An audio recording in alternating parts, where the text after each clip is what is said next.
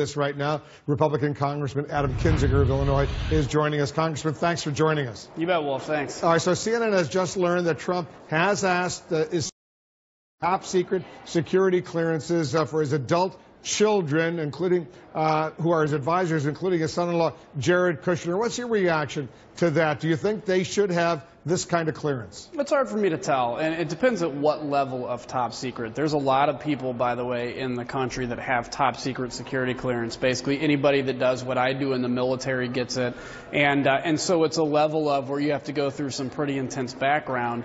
But that's different than what would be considered basically presidential level security, and I'm not sure what that's called or that classification.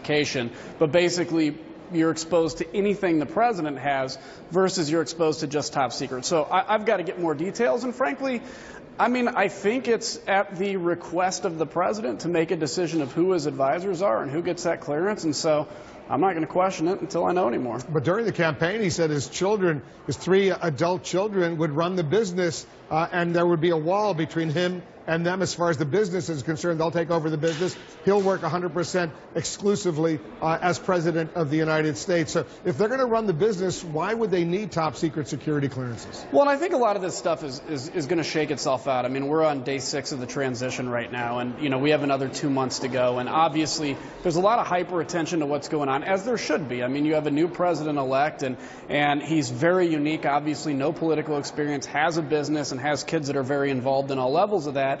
I think as we go on, I think you'll see the president-elect build whatever that wall is that's going to separate his business from his duties as presidency.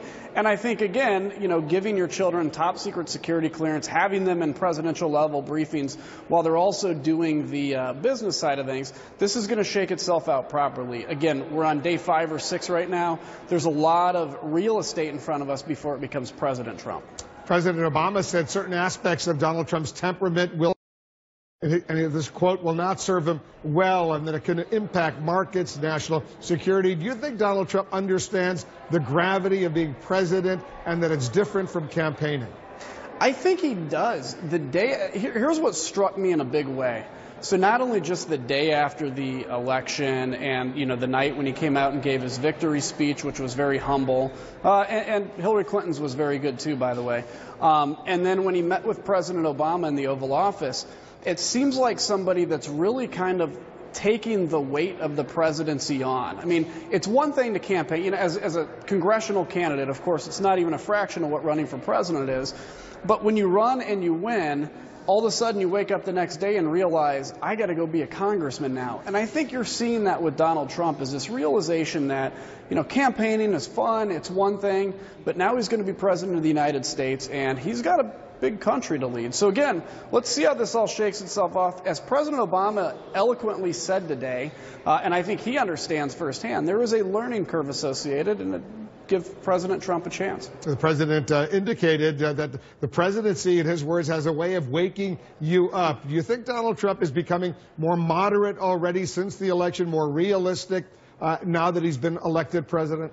I don't know about moderate or whatever. I think he's coming to understand that, okay, again, you know, not a lot of people expected Donald Trump to win. I think there were probably even a lot in the Trump organization that were surprised by his victory. So all of a sudden, the next day you wake up and say, okay, not only do I have national defense issues to deal with, which is going to be very important, people's lives at stake, but I also have to start thinking about building a legacy. And how do I do that? What is actually achievable in a political environment? Yes, the Republicans have all levers of government for at least the next 2 years, but we don't have 60 votes in the U.S. Senate. So how do you begin to build this? He's always claimed on the campaign trail that he's a maker, he can accomplish things. It looks like he's actually thinking that way now, so give him an opportunity. The President Obama said he thinks Donald Trump is pragmatic, not ideological. You didn't support Donald Trump during the campaign. Do you think he is pragmatic as opposed to being ideological? Oh, I hope he's pragmatically ideological. So I hope he comes with an ideology, which I think he does, but a pragmatism to say, you know, look, there's a lesson to learn in, you know, the Republicans in 2004 that turned around and lost in 2006, and then President Obama that won in 2008 that turned around and losing in 2010, which is you have to accomplish your priorities. You know, Obamacare will be a big issue and everything else, but there's also space to reach out to the other side of the aisle and say, let's try to find areas we can work together. That's the pragmatism part of the ideology. So, an infrastructure bill with tax reform or whatever that ends up looking like, an opportunity to give Democrats too a buy-in, because just because they lost power out here doesn't mean that they have to lose all influence. And so it's an opportunity for everybody to come together, I hope. Donald Trump named his campaign CEO Steve Bannon as a top advisor in the White House. Some white supremacists today calling the move excellent. Some conservatives very critical, saying he represents an extreme right, almost racist, fascist position. Those are harsh words indeed. Where do you see it? Well, just like President Obama, who basically decided he wasn't going to comment on it, I think right now let's let this all shake out. There's obviously been some things that have been on the website that I'd condemn wholeheartedly. I don't know Steve Bannon, though. I don't know who he is. I don't know anything about him except that he's been associated with Breitbart.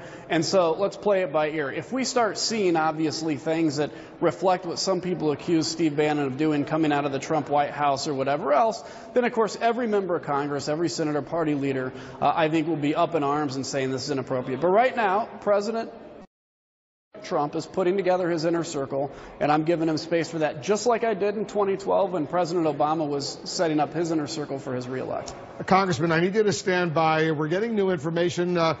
President Putin today called President-elect Trump. They had a serious phone conversation. We're getting some information about that conversation, the future of U.S.-Russia. Vladimir Putin is among the latest world leaders to congratulate Donald Trump on his election victory. Tonight we're learning new details of their telephone conversation just a little while ago. We're back with Republican Congressman Adam Kinzinger of Illinois. So they spoke on the phone. The Kremlin says they spoke about normalizing relations between the U.S. and Russia. This is the leader, as you know, who annexed Crimea, who works to prop up Bashar al-Assad in Syria. He jails journalists. Do you think the new president, President Trump, once he takes office, could overlook that reality and forge a new relationship with Russia?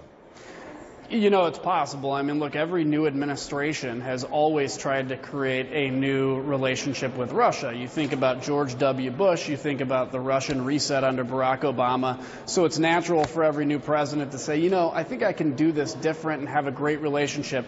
And then, over time, reality smacks you in the face, which is the fact that Vladimir Putin is actually interested in rebuilding the old Russian Empire. He occupies illegally part of Georgia, Ukraine, and he's killing a lot of innocents in Syria. So while the conversation's just fine, and again, the security team that I'm seeing that are being named and names that are being thrown around to be around a President Trump are actually very impressive folks that understand the threat that Russia poses.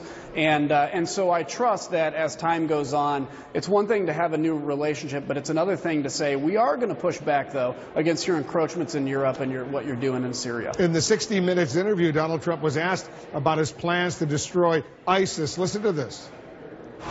We have great generals. You said you knew more than the generals about ISIS. Well, I'll be honest with you, I probably do, because look at the job they've done. Okay, look at the job they've done. They haven't done the job. Now, maybe it's leadership, maybe it's something else. Who knows? All I can tell you is we're going to get rid of ISIS.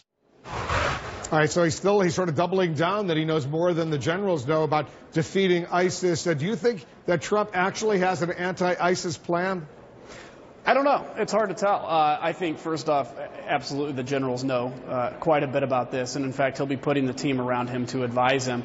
But, look, we've made some gains against ISIS, but it's been very slow. There's a lot of work left to do.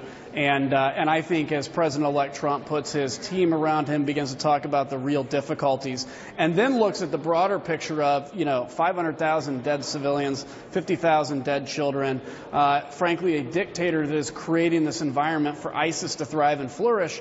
Hopefully we get to a point where we're going to see that, there has to be some transition in Syria to solve this problem. But as a member of Congress, look, I'm going to be very supportive of the new president. And also, as always, no matter who's president, I'm going to continue to fight for strong American foreign policy around the globe. One of his top national security advisors, retired Lieutenant General Michael Flynn, who was head of the Defense Intelligence Agency. Would you support him as a potential national security advisor in the White House?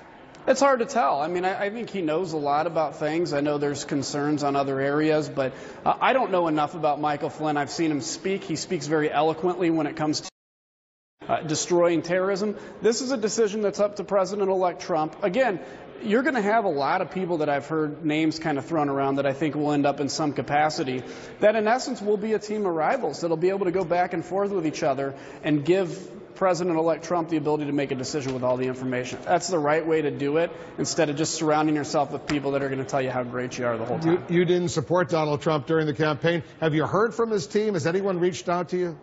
No, I haven't. I haven't heard. Obviously there's a lot of people out here in D.C. that support him that I've talked to. But look, I'm here to be a good partner with the next president. I'm excited for opportunities that we have in Washington, D.C. to make a difference. And so it's going to be a fun couple of years, I think. Congressman, thanks for joining us. You bet, Wolf. Take care.